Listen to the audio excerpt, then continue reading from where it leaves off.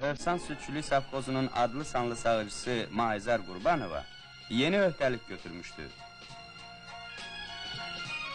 Yubiley ilində hər inəkdən 6450 kilogram süd sağmaq, tövlələrin mexanikləşdirilməsi, bol yem tədarükü, inəklərə zootexniki qaydada qulluq edilməsi süd istehsalını artırmağın başlıca şərtləridir.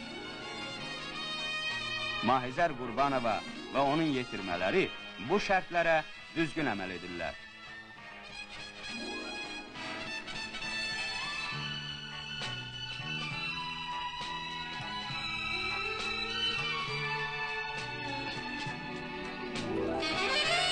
Qabaqcıl sağıcı və onun rəfiqələri yüksək öhdəlik qəbul etmişlər.